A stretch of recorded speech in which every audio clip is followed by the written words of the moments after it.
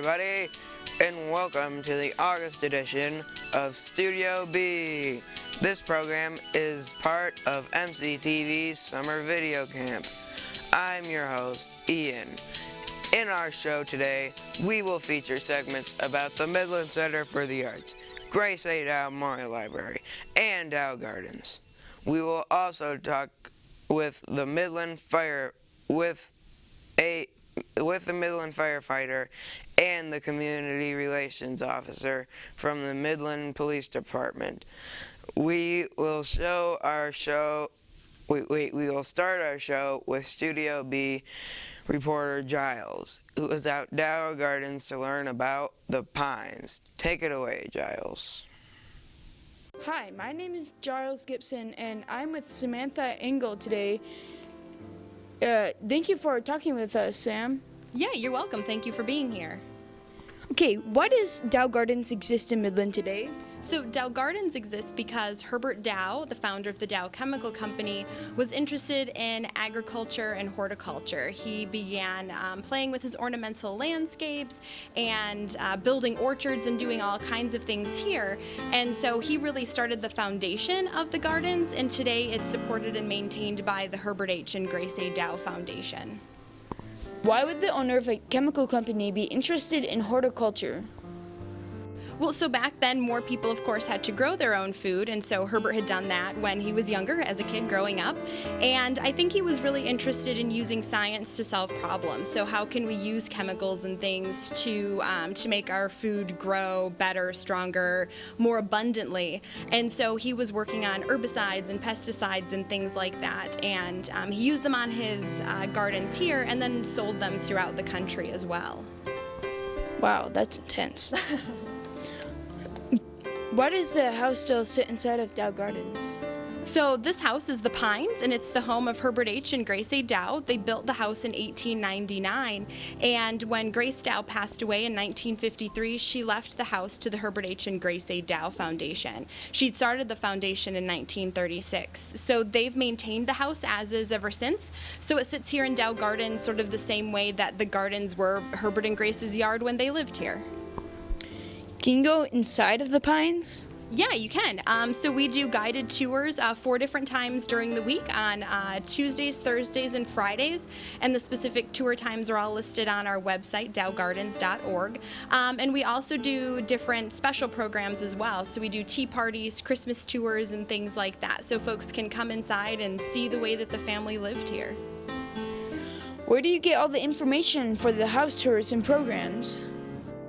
So sort of the same way that they left all of their stuff in the house when Grace passed away, there were a bunch of paper records as well. So we have a family archive that has letters that Herbert and Grace wrote to each other, letters that their children wrote home to Grace, receipts for things that they bought that are inside of the house. And so we sort of take all of this paper primary source material, read through it, and whittle it down to a narrative that takes people through the home or creates the content for special programs.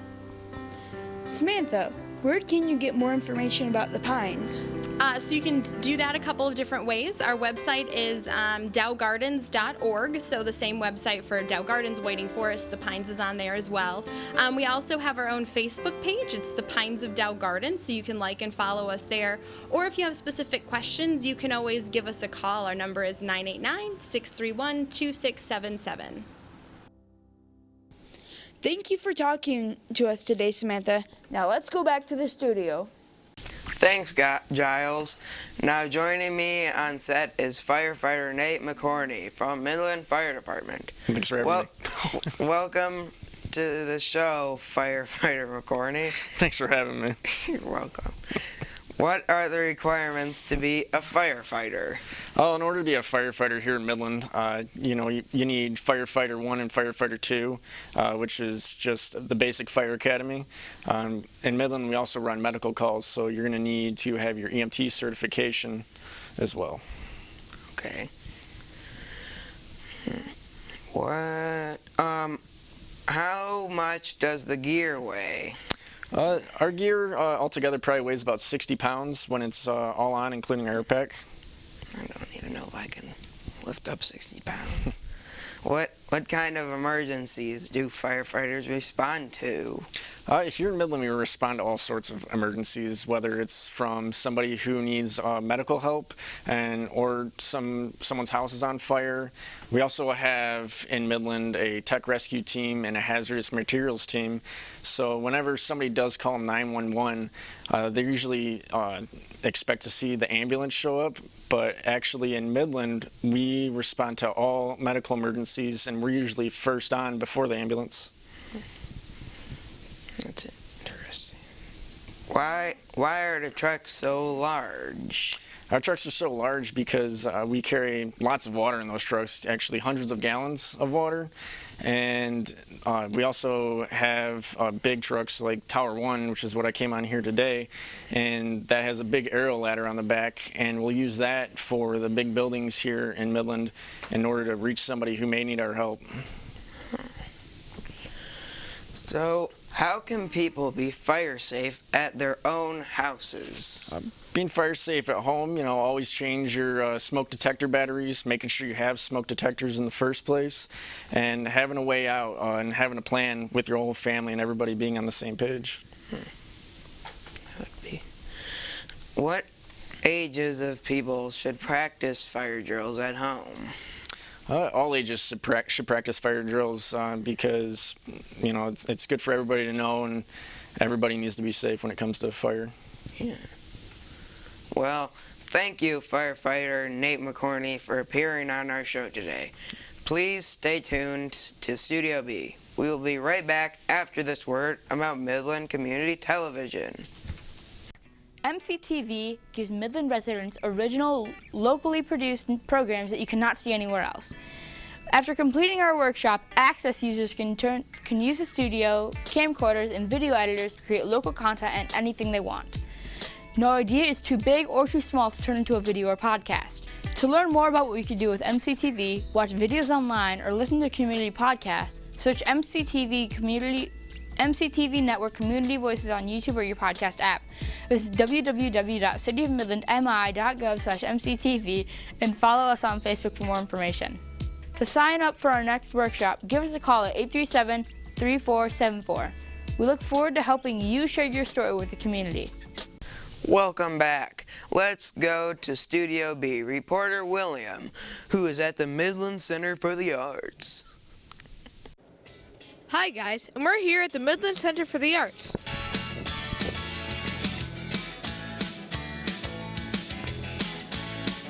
Hi, my name is William Gibson.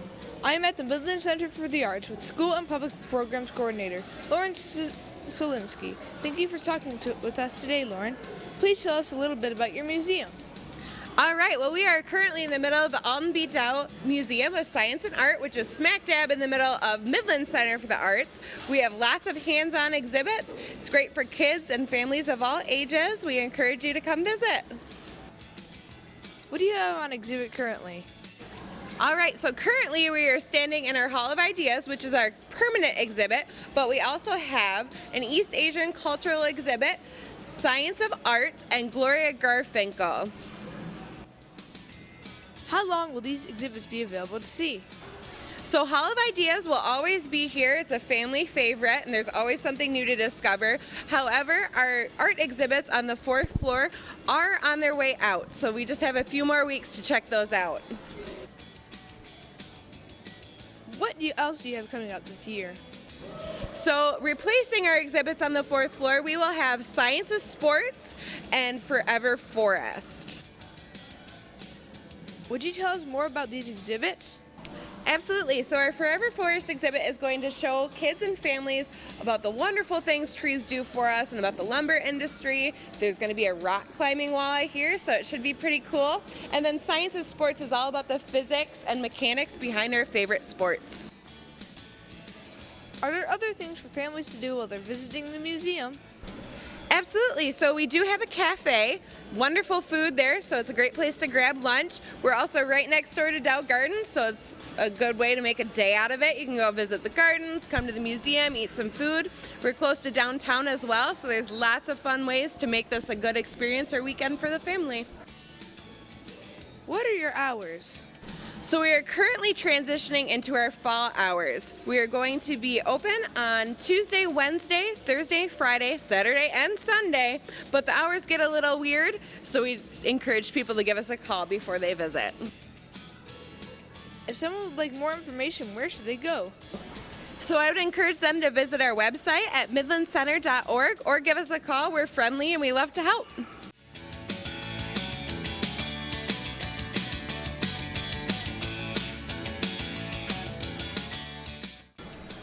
Thank you for talking to us today, Lauren. We look forward to all the fun this summer at the Midland Center for the Arts Museum. Now let's go back to the studio. Thanks, William. That was great. Now, let's listen to video camper Emily with the message about the Grace A. Dow Memorial Library. Where can I hang out and study with my teenage friends?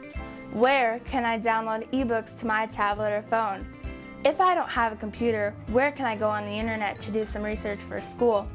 Where can I get a book about Abraham Lincoln? Where can I get a CD that will help me learn how to speak Chinese? I want to have a movie night. Where can I check out movies on DVD?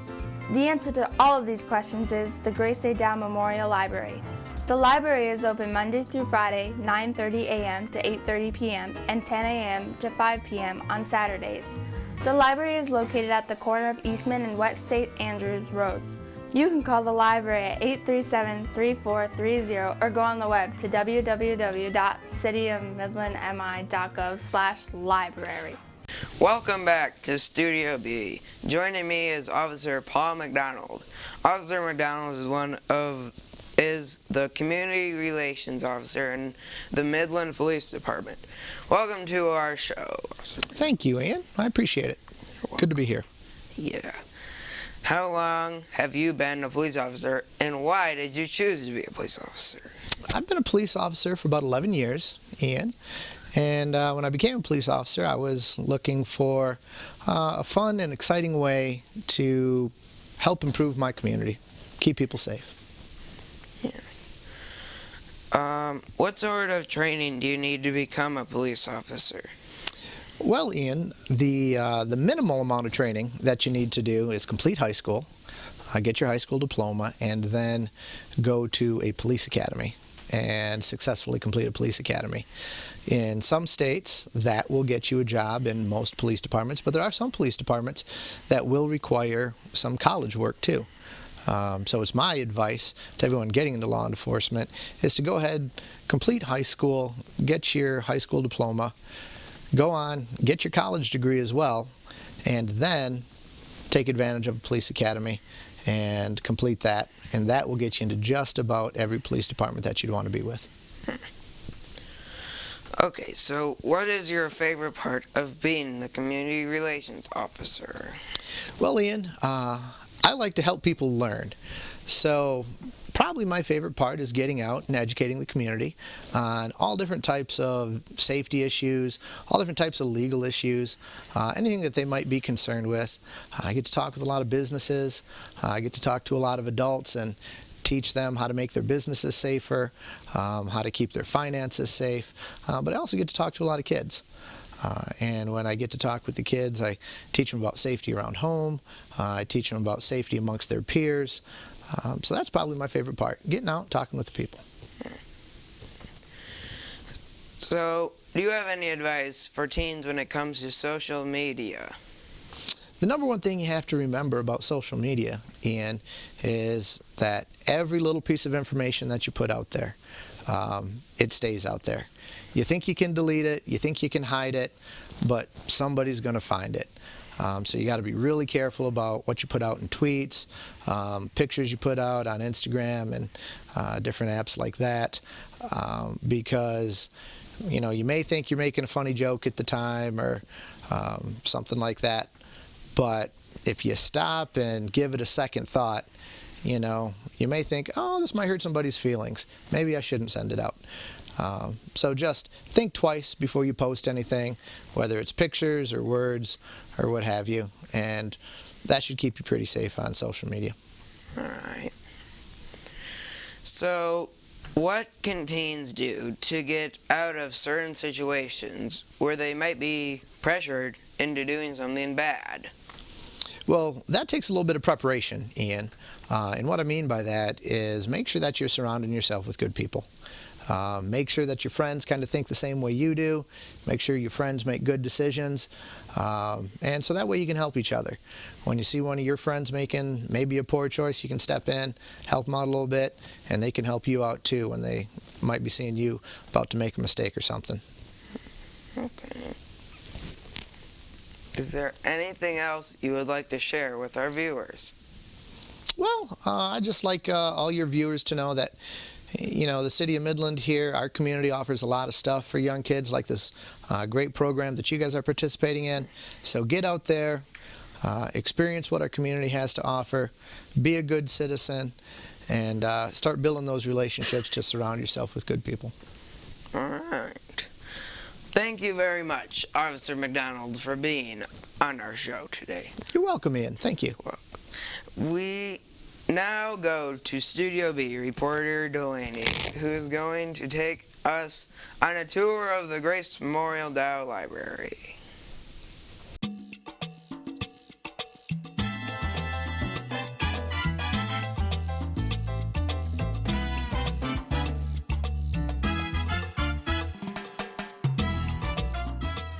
Hello, I'm Delaney, and I'm here with Miriam, the director of the Grace A. Dow Memorial Library.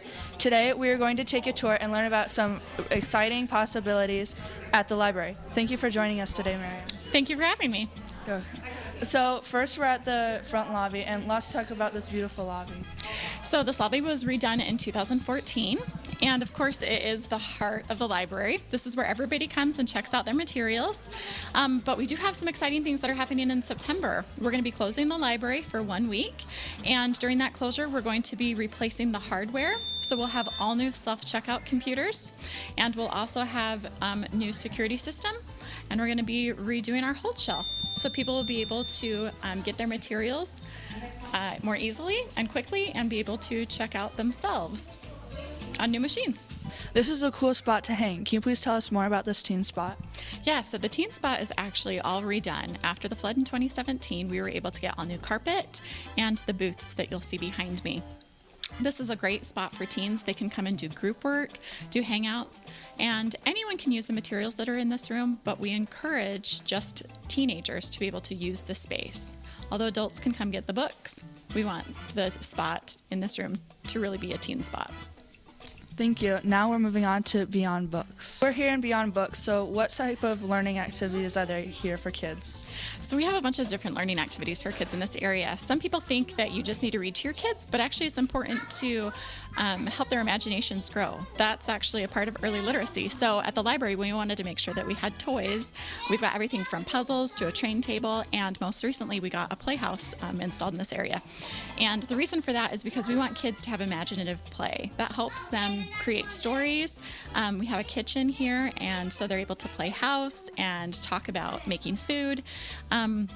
So this area, much like the teen area, was redone in 2017 as well. So we have all different kinds of learning activities, and parents can drop in and play with them with their children anytime they want. Okay, that's pretty cool. Now we're moving on to the tween zone. So we're here in the tween zone right now, and what makes this area so special? So something that's unique about the tween zone is that it didn't exist before 2017. After the flood, we felt like we needed to have an area specifically for that middle school age group. And so we've been developing this area. And as you see from the sign behind me, this is the tween area. It has graphic novels and then, of course, books for those middle grade readers. And something fun that we're going to be adding in September is there's going to be some tablets with some educational games that are going to be put in this area as well. And there's also, of course, board games and checkers that you can play if you want to. But it's a nice area because it's secluded from the little kids and from the teens, so they have a spot all their own. Okay. Miriam, can you please tell us a little bit more on what we can do on the main floor of the library? Sure. So the main floor of the library is mostly adult materials. So we have everything from what's newest to the library to books about cooking or knitting. And speaking of knitting, we actually have knit kits at the library now. You can come in and check out kits and teach yourself how to crochet or knit, or you can come in and join one of our knitting programs that we have here at the library. But something that I did want to mention about the library is when we're closed in September, which is just right after Labor Day, this whole floor is getting a makeover. So we're going to be reworking bookshelves and putting things in different places to make sure that they're a little bit more accessible to patrons so that they can find the things that they want when they come in. Okay. That's really cool. Thank you. Wow, the Grace A. Dow Memorial Library has everything. Thank you for showing us around today, Miriam. Now let's go back to the studio. Thanks, Delaney. Now here is Santiago with a look at what's coming up at the library and MCTV. Hi, I'm Santiago with Studio B. Here's some of what's happening at the Grace A. Dow Memorial Library and MCTV in July. Don't forget to check out the library's website, Facebook page, and printed calendar for all the fun and exciting activities that are happening. Please note, the library and MCTV will be closed to the public from September 3rd to 7th. For the library to change the checkout software and repair the parking lots. September is library's card sign-up month.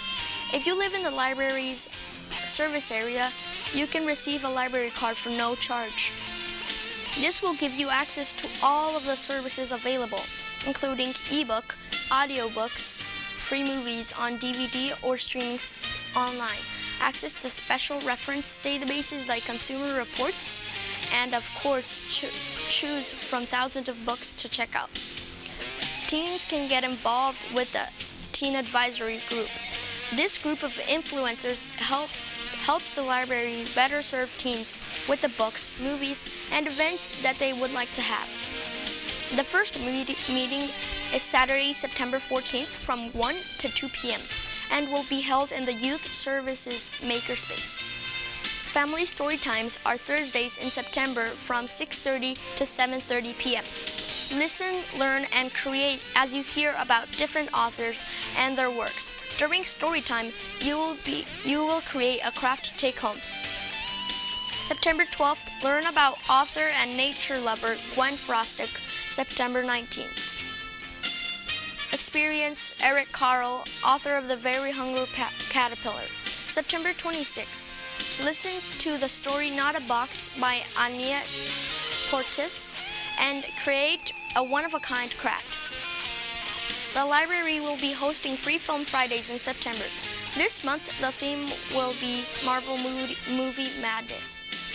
Here are the upcoming dates and times. September 13th, Captain America, The First Avenger. September 20th, Captain Marvel.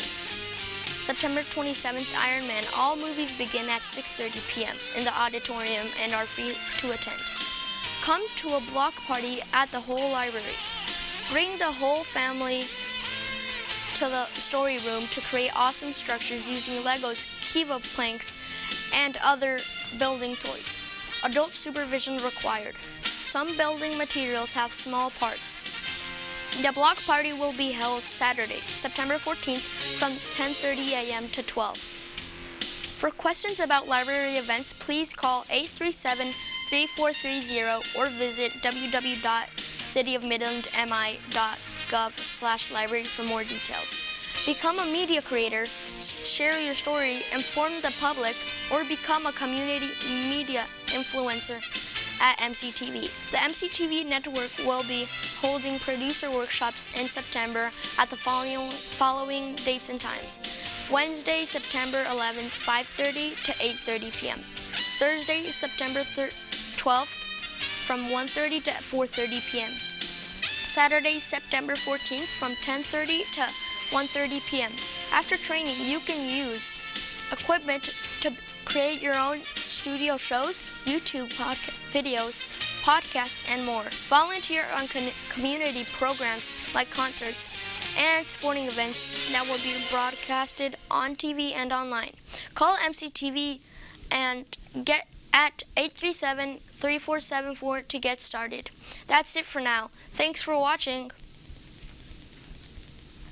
Thanks, Santiago. Well, that wraps up another edition of Studio B. We would like to thank our guests, Firefighter Nate McCory, Officer Paul McDonald, Miriam Andreas, Lauren Solinsky, and Samantha Engel for appearing on our show.